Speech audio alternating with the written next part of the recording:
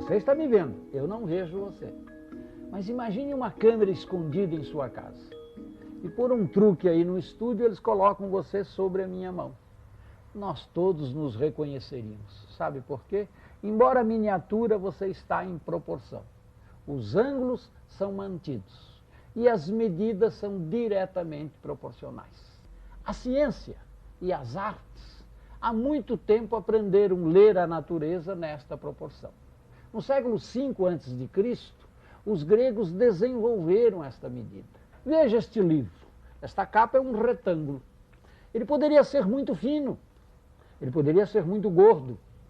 Não, ele é bem proporcionado. Quando ele é agradável à vista, eles perceberam que o comprimento, a largura e a diferença estão numa proporção. Chamaram o número para o qual converge o valor dessa proporção de número de ouro, número áureo. Número porque é um desenvolvimento matemático, se calcula este número.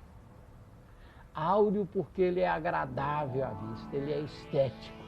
É a arte e a matemática, novamente juntas.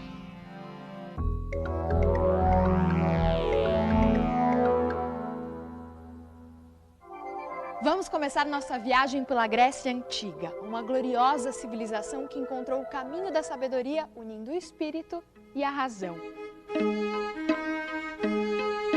Os gregos adoravam o teatro e nas arenas sofriam com as famosas tragédias ou se deliciavam com as comédias.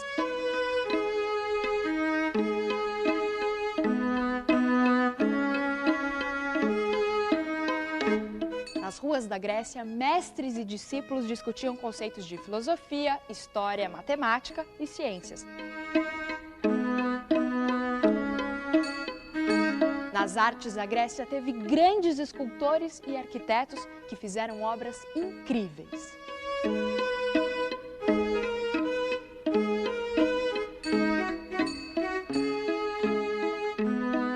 Visitando a cidade de Atenas, avistamos no alto de uma de suas colinas o Templo das Virgens, ou Partenon, um belíssimo edifício rodeado de colunas. Péricles, o chefe político de Atenas, contratou um dos maiores escultores da Grécia, Fídias, para dirigir pessoalmente a construção do Partenon. Mas afinal, o que isso tudo tem a ver com a matemática? A resposta está nas medidas do Partenon. A fachada do templo é um retângulo em que o lado maior, dividido pelo lado menor, é igual à divisão entre o lado menor e a diferença entre o lado maior e o menor.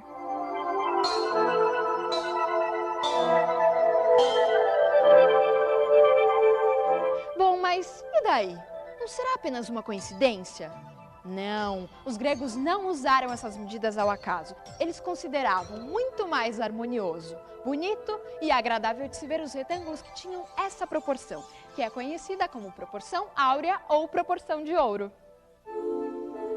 Ainda hoje, artistas e arquitetos, intuitivamente, sabem que objetos com essa proporção são os mais agradáveis esteticamente. O número de ouro está presente em incontáveis obras de arte e monumentos arquitetônicos.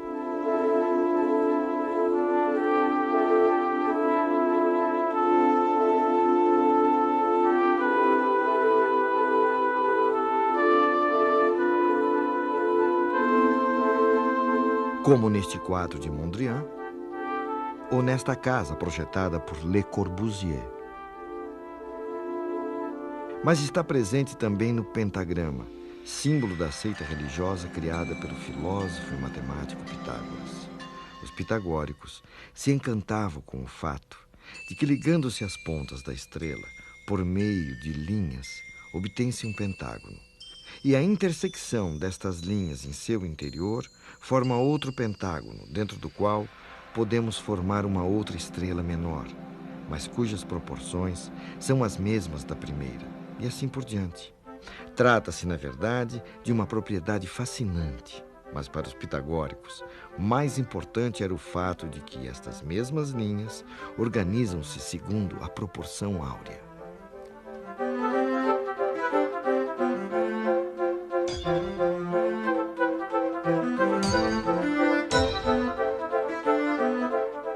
O critério critério estético que os gregos criaram virou um padrão para diversas civilizações e se consolidou ao longo do tempo. Vamos por volta do ano 1500. Antes mesmo do Brasil ser descoberto pelos portugueses, lá na Europa ganhava força um movimento chamado de Renascimento, que buscava de forma intencional retomar os valores estéticos da Grécia Antiga.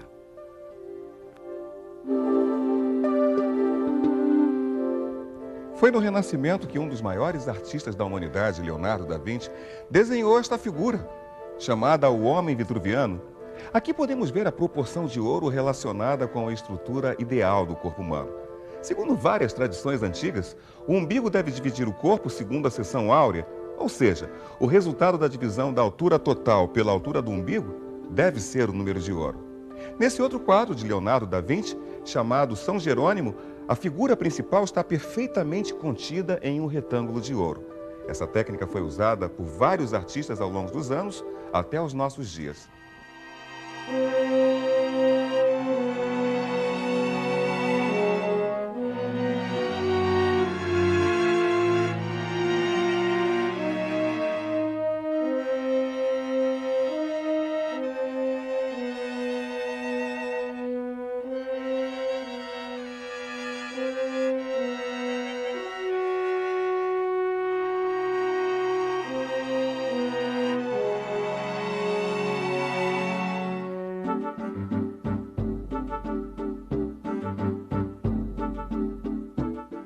No Brasil, Portinari tem em seus quadros um senso de composição decorrente de um grande conhecimento da proporção áurea. Entretanto, o artista soube usar a perspectiva e a proporção de maneira própria, sem seguir as normas como uma receita. Neste quadro, as linhas da composição conduzem o nosso olhar para este ponto, onde encontramos apenas mais um dos trabalhadores. Numa composição clássica, neste lugar, estaria a figura de maior carga simbólica ou hierárquica da pintura. Aqui encontramos apenas mais um dos trabalhadores e nem seu rosto podemos ver. É uma maneira de usar a proporção com outra finalidade. Para o pintor, nesse cafezal, a figura central é apenas mais um entre tantos trabalhadores. É um quadro do modernismo, mas que se utiliza de instrumentos clássicos e do Renascimento italiano. Na década de 50, o artista romeno-francês Samson Flexor também se dedicou aos estudos da proporção áurea, que marcou fortemente seu trabalho. Partindo das representações figurativas do início de sua carreira, aderiu ao movimento da abstração geométrica e buscou tornar visíveis pensamentos abstratos através do uso de modelos matemáticos em suas pinturas.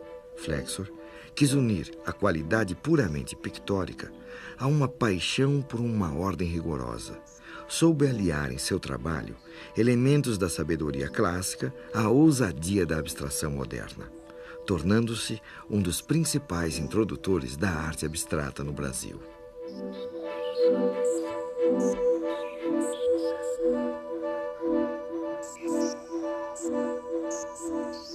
A arte é a transformação do ordinário no extraordinário.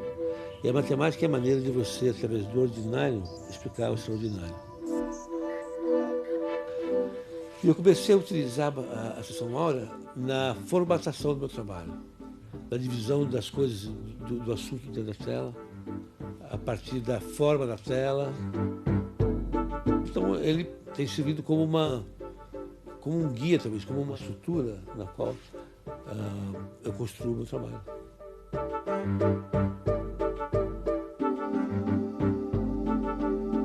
Arquitetos e pintores usaram essas proporções ao longo dos anos, mas ninguém consegue explicar o que as faz tão atraentes e harmoniosas. Ensinadas nas escolas de belas artes do mundo todo após o Renascimento, a proporção áurea foi aos poucos se tornando repetitiva e árida, o que fez as escolas modernas procurarem outras formas de proporção.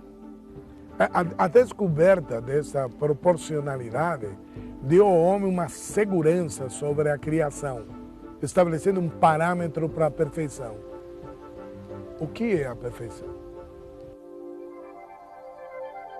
Os antigos se preocupavam muito com encontrar uma coisa que tivesse um grau de perfeição tal que ele fosse possível de ser genérico. Tal era o seu grau de perfeição.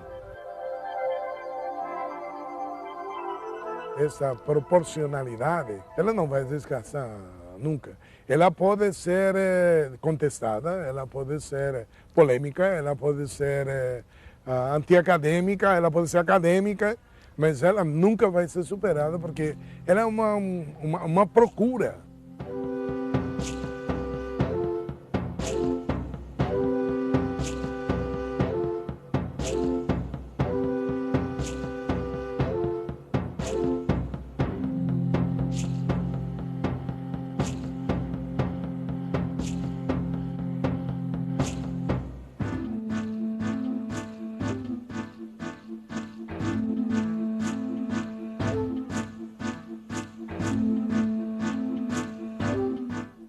Até nas tribos mais primitivas, você encontra um uso para a proporção, não na consciência geométrica da Grécia, mas absolutamente na especulação plástico-estética da sua produção artesanal.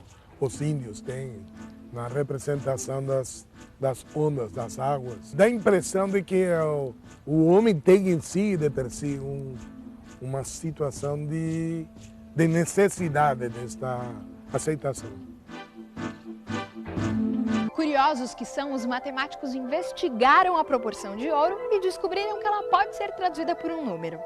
É o número de ouro, que foi batizado com a letra grega Φ e vale aproximadamente 1,6180.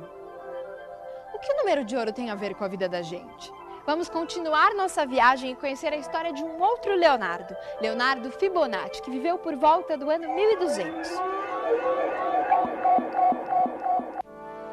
Leonardo nasceu em Pisa e era filho de um comerciante italiano chamado Bonaccio. Por conta do trabalho do seu pai, Fibonacci viajava muito, do norte da África aos países do Oriente. Nessas viagens, ele teve contato com diferentes métodos de fazer cálculos. Fibonacci percebeu que a forma hindu-arábica, os números que nós usamos hoje, era mais prática para registrar quantidades e fazer cálculos que a forma europeia, na qual se usavam letras. Fibonacci escreveu um livro em que explicava o uso dos novos numerais e alguns métodos de cálculo. O livro continha ainda uma coleção de problemas matemáticos, e dentre eles, um problema sobre a reprodução de casais de coelhos. Todos sabemos que os coelhos se reproduzem rapidamente. E como Fibonacci era matemático e não mágico, ele propôs a seguinte questão. Um casal de coelhos, eles procriam uma vez por mês. Esses filhotes levam 2 meses para crescer e geram um novo casal de coelhos. Ao longo de 12 meses, quantos coelhos serão gerados a partir de um único casal? Muitos. Uns 100 coelhos. Vou chutar, 40. Janeiro nasceu um casal. Fevereiro, mais 1, mais 2 são 3. Março, são... pelo amor de Deus, tem que ter uma calculadora. Os problemas para a matemática não são problemas, são a razão de sua existência. Um problema é um desafio a ser solucionado, uma questão a ser resolvida. A matemática tem um caso de amor com o problema. Fazendo as contas dos coelhos, Fibonacci viu que no primeiro mês temos apenas um par de coelhos. No segundo mês, continuamos com um par de coelhos. No terceiro mês, já são 2 pares. No quarto mês, são 3 pares. No quinto mês, ssão 5. No sexto mês, são 8. No sétimo, são 13. No oitavo, são 21. No nono, são 34. No 10º, são 55. No 11º, são 89. Finalmente, em um ano, teremos 144 pares de coelhos. Ufa! O mais interessante disso tudo é que a solução desse problema é uma sequência de números que tem uma propriedade curiosa. A partir do terceiro termo, cada número é obtido pela soma dos 2 anteriores. Dá uma olhada. 2 é igual a 1 mais 1. 3 é igual a 2 mais 1. 5 é igual a 3 mais 2. 8 é igual a 5 mais 3. 13 é igual a 8 mais 5. E assim segue indefinidamente. Essa sequência de números 1, 1, 2, 3, 5, 8, 13, 21, 34, 55, 89 e por aí vai, ficou conhecida como sequência de Fibonacci. Bom, aqui tem um fato muito curioso. Se pegarmos os números da sequência de Fibonacci, a partir do segundo número, e dividirmos pela própria sequência de Fibonacci, a partir do primeiro número, vamos obter valores que convergem para o número 1,6180, ou seja, o número de ouro.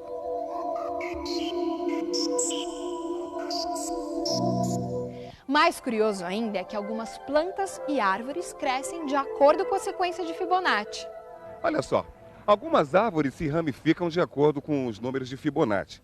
Embaixo um ramo, depois 2, mais acima 3, 5 e por aí vai. Será mesmo coincidência?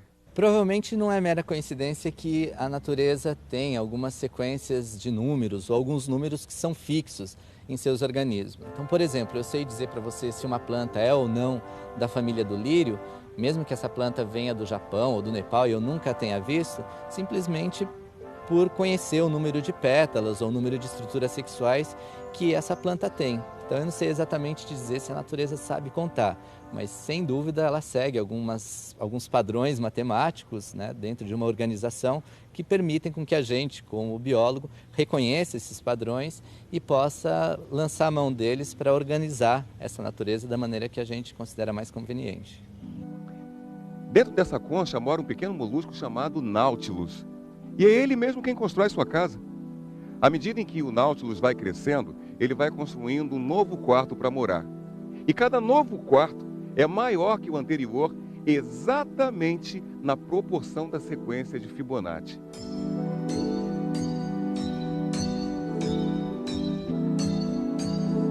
A espiral da concha do Nautilus tem uma propriedade interessante. Se tomarmos qualquer uma das câmaras e ampliarmos, ela vai se encaixar perfeitamente na câmara seguinte. O animal cresce numa mesma proporção, a proporção áurea. E o mais impressionante é que se todas as câmaras forem aumentadas na mesma proporção, todas elas vão se encaixar nas câmaras adjacentes e assim por diante. Eu tenho a impressão de que esse número de ouro deve ter sido um achado depois da atenta e disciplinada observação do referencial.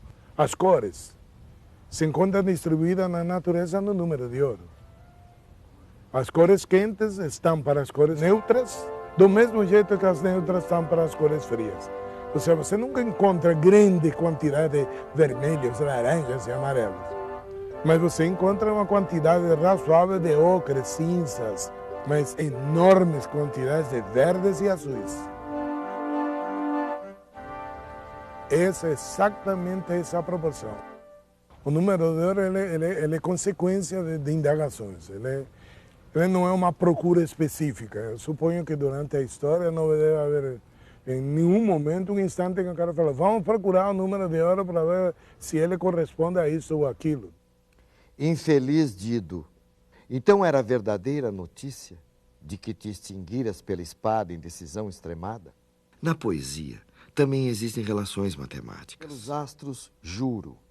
Pelos deuses do alto e pela boa-fé, se há alguma nas profundezas da terra. Esses versos contam as andanças de um herói de Troia e foram escritos por Virgílio, um poeta romano que viveu no século I a.C. Por lugares desolados e a noite profunda, obrigaram-me com seu comando. Nem poderia crer que minha partida te trouxesse tamanho sofrimento. Virgílio não tinha total liberdade, quando se propôs a escrever a Eneida, de escrever qualquer tipo de poema, porque a poesia nessa época é toda codificada a partir de modelos que são os gêneros. Detém o passo e não te substraias ao nosso olhar. De quem foges? Este é o derradeiro momento que o destino me concede para falar-te. Então, o poema tem uma série de formalidades que ele precisa cumprir para ser um poema épico. num certo sentido, tem um assunto. Ele precisa falar de guerreiros e de grandes feitos. É essa a matéria épica por excelência. Mas ele tem também que tratar dessa matéria num ritmo adequado. Tá, tá, tá, tá, tá, tá, tá, tá, tá, tá. É um modelo que vai produzir um determinado ritmo ao longo da leitura do poema, que eu mais ou menos tentei reproduzir na minha leitura. Italian fato profugus lauinha quevenit. E assim, em cada verso, o poeta se depara com esse problema técnico de ter que escolher palavras que transmitam o assunto de que ele quer tratar, mas que se encaixem no esquema métrico do hexâmetro, mas também variando esse esquema métrico para não causar o enfado do ouvinte, que ficaria com o ritmo datílico repetido indefinidamente. Com tais palavras. Mas além do padrão rítmico dos versos, estudiosos encontraram na estrutura da Eneida um outro tipo de padrão. Ela, hostil, mantinha os olhos fixos no chão, e seu rosto não se altera àquela tentativa de conversa, mais do que se fosse dura rocha ou mármore do mar peso. Há, em cada poema, uma mudança no assunto ou na forma que o poeta Virgílio utilizou, separando os poemas em partes. Corresponde-lhe aos cuidados e iguala seu amor. Não menos Enéas, abalado pela sorte iníqua, segue ao longe com lágrimas e se compadece da que se vai. Em muitos poemas da Eneida, é possível separar os versos em uma parte maior e outra menor, tomando o total de versos de um poema e dividindo pelo número de versos da parte maior. Encontramos números que estão muito próximos ao número de ouro. Do século V a.C. até o Renascimento, parece que as artes elegeram um critério estético, o número de ouro. Mas a matemática não ficou atrás. A harmonia também é refletida por uma proporção, o número de ouro. Mas o que é de fato surpreendente é como esse número aparece na natureza. No girassol, no náutilo, na escamação dos peixes. É um jeito interessante. A natureza escreve. O matemático e o artista se dão as mãos e leem a natureza, o número de ouro.